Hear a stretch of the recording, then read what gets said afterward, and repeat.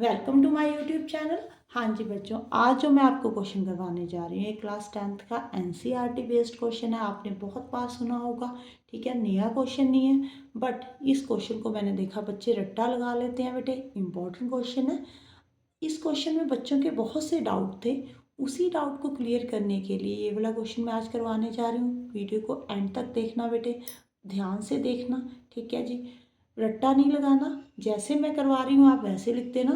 Question क्या है, आपने ये शो करना है कि √3 जो है वो इरेशनल नंबर है बेटे। तो आप इसको कैसे करते हो, फर्स्ट स्टेप तो आपको मालूम ही है कि आपने क्या करना है, अज्यूम कर लेना बेटे। लेट अज्यूम कर लो, क्या मान लो कि √3 जो है वो इज़ अ रैशनल नंबर, एक रैशनल नंबर है, ठीक है जी। अगर रैशनल नंबर है तो आपने रैशनल नंबर की डेफिनेशन पढ़ी होगी। रैशनल नंबर किस फॉर्म में होते हैं, p/q की फॉर्म में होते हैं, where q is not equal to 0। यही पढ़ा है ना। जो √3 है वो a/b की फॉर्म में है। यहाँ पे b जो है वो 0 के इक्वल नहीं है, ठीक है जी। डाउट कहाँ पे है बच्चों को, जो यहाँ पे लिखते हैं, ठीक है। क्या लिखते हैं यहाँ पे, where a and b are coprime number, ठीक है जी, coprime, their HCF is equal to 1। यही लिखा होता है ना। इसका मतलब क्या है बेटे, ये क्यों लिखा हुआ है। देखो आपने a/b तो मान लिया, अब वो ये बोल रहा है कि a/b ऐसे नंबर है जिनका एचसीएफ जो होगा वो 1 के इक्वल होगा। वो कैसे नंबर हो सकते हैं, 2/3, 3/5, 5/7। देखो 2 और 3 का एचसीएफ कितना होता है, 1। इन दोनों का एचसीएफ कितना होता है, 1। 5 और 7 का एचसीएफ कितना होता है, 1। इसकी मतलब की कटिंग नहीं हो रही होगी। अगर आपने यहाँ पे 6/9 मान लिया, ठीक है, इन दोनों का अगर आपने एचसीएफ निकाला तो वो क्या आएगा बेटे, वो 3 आ जाएगा। 3 2 6, 3 3 9। कटिंग हो रही है, तो आपको वो ये मानने को बोल रहा है कि आपने ऐसे नंबर मानने हैं जिनकी कटिंग नहीं हो रही, ऐसा नंबर नहीं मानना जिसकी कटिंग हो रही है। तो 6/9, 4/8 ऐसा नंबर नहीं मानेंगे जिनकी कटिंग हो रही है। आप कैसा नंबर लोगे, 2/3, 3/5, 5/7, मीन्स कि जिसके आगे कटिंग पॉसिबल नहीं है, ठीक है जी। यहाँ पे क्लियर हो गया। ये वाला क्वेश्चन तो बच्चे मुझसे बहुत ज़्यादा पूछते हैं कि ma'am A and B are coprime, ये क्यों माना है, ठीक है। यहाँ पे क्लियर हो गया बेटे। अब देखो आगे नेक्स्ट स्टेप क्या है। यहाँ पे आगे आपने क्या करना है बेटे, स्केयरिंग ऑन बोथ साइड, ठीक है जी। स्केयरिंग ऑन बोथ साइड, दोनों तरफ स्केयर कर दो बेटे। यहाँ पे 3 आ गया, यहाँ पे a² / b² आ गया, क्रॉस मल्टीप्लाई कर दो, 3b² is equal to a²। यहाँ पे ना एक स्टेप और ऐड कर लो, b² जो है वो किसके इक्वल कर दो, a²/3, ठीक है जी। यहाँ पे ऐसे आपको ज़्यादा क्लियर हो जाएगा। इसका मतलब क्या हो गया, a²/3 मीन्स जो a3 है वो डिवाइड कर रहा है, किसको कर रहा है बेटे, a² को। ये आपने थ्योरम पढ़ी होगी, अगर 3 a² को डिवाइड कर रहा है तो 3a को भी डिवाइड करेगा। एग्जाम्पल लेकर चलना चाहते हो तो एग्जाम्पल लेकर चल लो। अगर a6 है, a² कितना होगा बेटे, 36। अब 3 जो है वो 36 को तो डिवाइड कर रहा है बेटे, 6 को भी तो करेगा 3। देखो कर रहा है ना, डिवाइड कर रहा है। यहाँ पे 2 आ रहा है, यहाँ पे 12 आ रहा है, ठीक है। थ्योरम भी पढ़ी हुई है, अगर आपने एग्जाम्पल लेकर समझना चाहते हो तो एग्जाम्पल लेकर भी मान सकते हो, ठीक है। आगे देखो नेक्स्ट स्टेप क्या है। यहाँ तक तो फिर भी बच्चों को समझ में आ जाता है, प्रॉब्लम कहाँ पे आती है। अब यहाँ पे देखो 3 जो है वो a² को डिवाइड कर रहा है। अगर कोई 3 किसी भी नंबर को डिवाइड करेगा, मान लो 6 को कर रहा है, 9 को कर रहा है, ठीक है जी, 12 को कर रहा है, तो आप इनमें एक बात कॉमन देखना, जब आप इसके फैक्टर बनाओगे, 3 2 6, 3 3 9, 3 4 12, 3 5 15, means 3 into something, 3 into something, कोई ना कोई नंबर 3 के साथ मल्टीप्लाई हो रहा है। तो अगर आप ये बोल रहे हो कि a जो है, 3 जो है a को डिवाइड कर रहा है, तो a कैसा नंबर होगा, 3 इंटू कुछ ना कुछ यहाँ पे है, तो वो आप क्या मान रहे हो, c।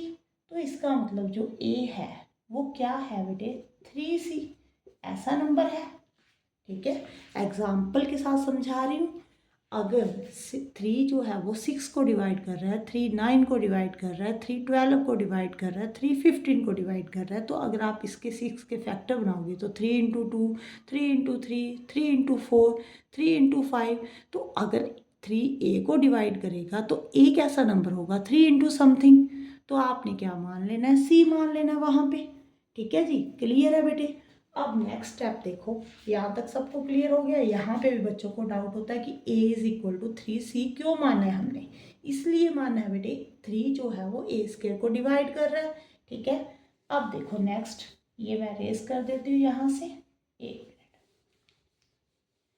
अब देखो आपने क्या करना है, ये इक्वेशन नंबर 1 मान लो, a is equal to 3c है, इसको पुट इन इक्वेशन 1।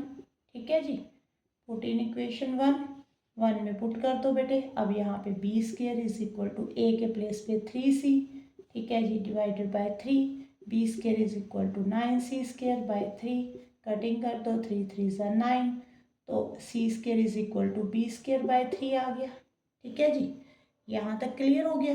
अब देखो यहाँ पे 3 जो है बी स्क्वायर को डिवाइड कर रहा है। ठीक है जी, तो यहाँ पे मैंने आपको पढ़ाया है कि अगर 3 ए स्क्वायर को डिवाइड कर रहा है तो 3 ए को भी डिवाइड करेगा। अगर 3 डिवाइड कर रहा है बी स्क्वायर को तो 3 किसको डिवाइड करेगा बेटे, बी को। क्लियर है बेटे। अब मुझे यहाँ पे बताओ बी कैसा नंबर होगा। अगर वो 3 को डिवाइड कर रहा है, अभी एग्जाम्पल देकर बताया, अगर 3 6 को डिवाइड कर रहा है, 3 9 को डिवाइड कर रहा है, तो इसके फैक्टर 3 इंटू 2 हो रहे हैं, यहाँ पे 3 इंटू 3 हो रहे हैं। अगर ये बी को डिवाइड करेगा 3, तो ये इसके फैक्टर कैसे होंगे, 3 इंटू समथिंग ऐसे ही होंगे। तो बी को आप 3 इंटू डी ले लो, 3d ले सकते हो। ठीक है, इससे तो यही बन रहा है। अब आगे देखो, ठीक है बेटे, यहाँ तक क्लियर हो गया। अब आगे देखो यहाँ पे, अब ए आपके पास आ गया बेटे 3c। ठीक है जी, बी जो नंबर है वो 3 इंटू डी। अगर आप इनका एचसीएफ निकालते हो तो वो कितना आ रहा है बेटे, 3। ठीक है जी, जो आप मान कर चले थे यहाँ पे, ठीक है, आप ए एंड बी को कैसा नंबर मान कर चले थे, जिसका एचसीएफ क्या होना चाहिए, 1 होना चाहिए। आपने ये बोला था कि इसकी फर्दर कटिंग नहीं होगी। अगर ये 3c है, ये 3d है, तो ये तो कटिंग हो रही है। ये भी मैंने आपको बताया था ना कि एचसीएफ 1 का मतलब क्या है, इसकी कटिंग नहीं होगी। यहाँ पे एचसीएफ 3 आ रहा है तो कटिंग भी हो रही है। ठीक है, जो इसका मतलब जो आप असम्पशन मानकर चल रहे हो, ठीक है, वो तो गलत होगी बेटे। ठीक है, आप मानकर चल रहे हो कि ए एंड बी जो ऐसे नंबर हैं, को प्राइम नंबर हैं, जिसका एचसीएफ 1 है। जब आपने इसको सॉल्व किया तो ए एंड बी ऐसे नंबर आ गए जिनका एचसीएफ कितना आ रहा है बेटे, 3। तो ये तो कॉन्ट्राडिक्शन होगी। तो आपने यहाँ पे क्या लिखना है कि A and B have at least 1 common factor. A and B have at least 1 common factor, at least 3 as common factor. ऐसे लिख दो कि 3 इसका एक तो कॉमन फैक्टर है। ठीक है जी, बट ये तो गलत हो गया। ठीक है, आवर असम्पशन इज रॉन्ग, यहाँ पे लिखते ना बेटे, आवर असम्पशन इज रॉन्ग। √3 जो है वो रैशनल नंबर नहीं होगा। अगर रैशनल नहीं होगा तो क्या होगा, इरैशनल होगा। ठीक है, ये 2-3 लाइनें अपनी तरफ से लिख देना। ठीक है, ये तो आपने पढ़ी होगी, बहुत अच्छे से रट्टा लगाया होता है बच्चों ने। ठीक है, जो कंसेप्ट समझाने का मेरा मकसद था वो मैंने समझा दिया। जहाँ पे बच्चों को डाउट हो रहा था, आप वीडियो में मुझे बताना, कमेंट बॉक्स में बताना। ठीक है, वीडियो देखने के बाद कि आपको मेरी वीडियो कैसी लगी, आपको कंसेप्ट समझ में आया, अब रट्टा लगाने की ज़रूरत तो नहीं पड़ेगी। अगर वीडियो अच्छी लगे तो वीडियो को लाइक जरूर कर देना और चैनल को सब्सक्राइब जरूर कर देना। Thank you for watching.